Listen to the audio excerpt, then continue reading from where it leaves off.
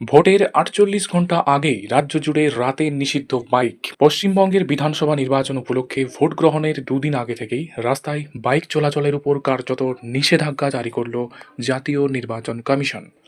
ভোটের দুদিন আগে বিজ্ঞপ্তি দিয়ে কমিশন জানিয়েছে, সন্ধে ৬টার পর থেকে রাস্তায় বাইক নিয়ে বেরানো যাবে না। বাইক মিছিল তো করা যাবেই না, সেই সঙ্গে খুব জরুরি দরকার ছাড়া বাইক নিয়ে বেরানো যাবে না।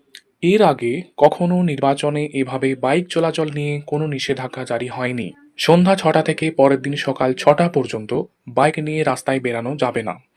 শুধুমাত্র হাসপাতালে যাওয়া, সন্তানকে স্কুল থেকে আনার প্রয়োজনে রাস্তায় বাইক নিয়ে বেরানো যাবে। প্রয়োজন ছাড়া বাইকের পেছনের আসনেও কাউকে বসানো যাবে না। সকাল ৬টা থেকে সন্ধ্যা ৬টা পর্যন্ত বাইক চালানো গেলেও বাইকের পিছনে কোনো আরোহী বসানো যাবে না। ভোটের দিন অর্থাৎ নির্বাচনের দিনেও সকাল ৬টা থেকে সন্ধ্যা ৬টা পর্যন্ত বেশ কিছু নিয়ম বলবৎ থাকবে। তবে বিশেষ ক্ষেত্রে ছাড় মিলবে। শুধুমাত্র নিজের ভোটাধিকার প্রয়োগ করতে ভোট কেন্দ্রে যাতায়াতের জন্য বাইক ব্যবহার করা যাবে। এছাড়াও জরুরি বা আপদকালীন কাজের ক্ষেত্রে বাইক নিয়ে বের হওয়া যাবে। যদি এর বাইরে কারোর বাইক নিয়ে বেরোনোর প্রয়োজন হয় তাহলে নির্দিষ্ট থানা থেকে অনুমোদন নিতে হবে। অ্যাপ নির্ভর বাইক ও ফুড ডেলিভারি সংস্থার বাইকের ক্ষেত্রে ছাড় দেওয়া হয়েছে।